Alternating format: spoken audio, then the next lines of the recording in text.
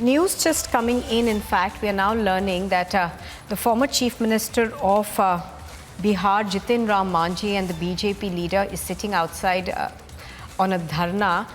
This is against Nitish Kumar. Do remember that Nitish Kumar has invited a lot of criticism over a comment that he made inside the State Assembly. Thereafter, of course, he did apologize for that comment, but the BJP has been asking for his resignation as the Chief Minister. And that protest is what's taking place even now. These are MLAs of the BJP who are sitting on dharna. Prakash Singh is joining us live right now. He's bringing us the latest on this. Prakash, good morning. Prakash, the BJP very, very intent on making sure that they can make maximum political capital out of a huge blunder on the part of Nitish Kumar.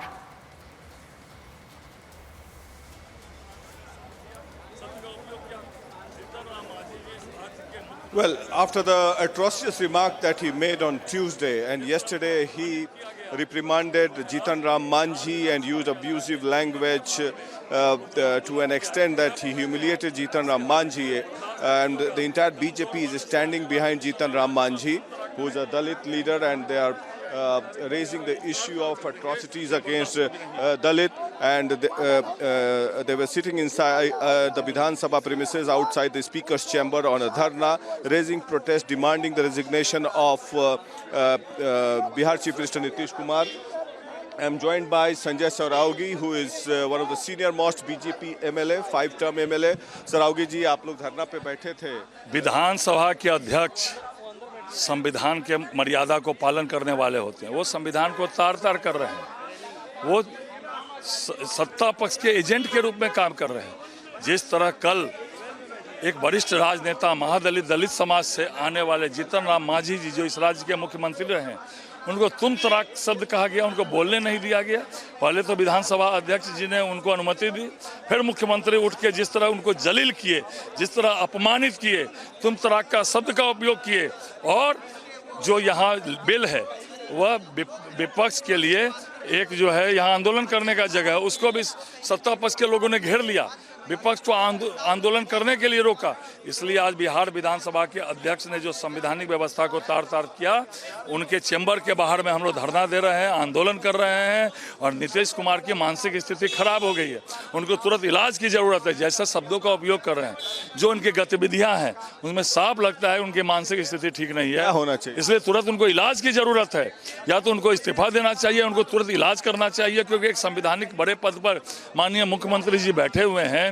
वो क्या कर रहे हैं, उनसे पदाधिकारी क्या गड़बड़ करा रहे हैं, कहाँ साइन करा रहे हैं, क्या कर रहे हैं, उनके साथ कैसा हो रहा है। एक जयललिता जी मुख्यमंत्री थी तमिलनाडु की, किस तरह उनको जो है इंजेक्शन देके किस तरह उनको मार दिया गया। क्या माननीय मुख्यमंत्री को कोई इंजेक्शन दिया जा रहा है? क्या उनको जिस तरह का उनका बिहेव है, व्यवहार है, जिस तरह का उनको हम लोग को नजर आ रहा है, अचानक से क्या हो गया? पहले तो ऐसे नहीं थे। वही तो मैं कह रहा हूँ। माननीय सदस्य डब्लू सिंह, माननीय मंत्री ऊर्जा विभाग,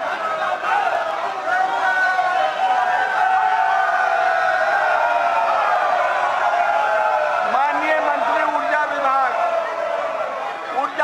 डब्लू सिंह,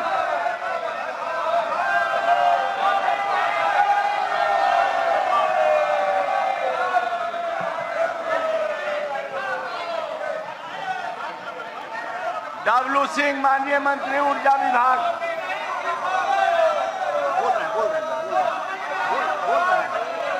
विजय कुमार सिंह उर्फ डब्लू सिंह,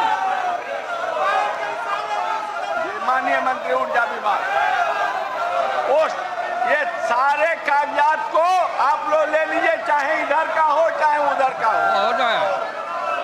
मुख्यतः तकनीकी कारणों से केंद्रीय सेक्टर से राज्य को ऊर्जा की आपूर्ति में बढ़नी तिथि 10-10-23 के विगत कुछ दिनों में कमी रही, जिसके कारण 1-10-23 से 10-10-23 की अवधि में सामान्यतः अधिकतम मांग के समय औसतन 16 ग्रिड उपकेंद्रों एवं अधिकतम 54 ग्रिड उपकेंद्रों को विभिन्न समय में कम अवधि के लिए लोड शेडिंग में रखा गया था।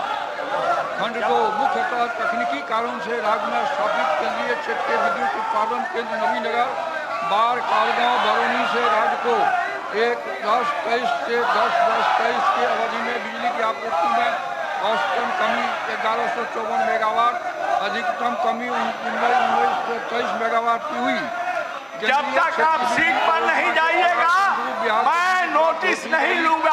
आप सीट पर जाइए। केंद्रीय सेक्टर से राज्य को ऊर्जा की आपूर्ति में वर्णित तिथि 10/10/23 के आप स्थान ग्रहण कीजिए, वहां जाकर जो कहना है सो कहिए।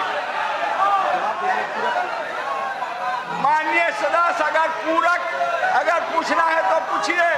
माननीय अध्यक्ष महोदय, बहुत ज़्यादा लोड शेडिंग हो रहा है और हम चाहते हैं कि सरकार का ध्यान आकृष्ट कराना के लिए कि जितना जल्दी से जल्दी हो ये मामला रिजॉल्व हो और खास करके क्षेत्र की जनता को कठिनाई नहीं हो। हम माननीय मंत्री जी को हम धन्यवाद देते हैं कि ये हरदम प्रयासरत रहते हैं कि बिहार के अंदर में बिजली आपूर्ति अच्छे तरीके से चलते रहे, लेकिन भारत सरकार जिस तरीके से कर रही है इस पे भी हम लोगों को ख्याल रखना होगा। बहुत धन्यवाद आपको।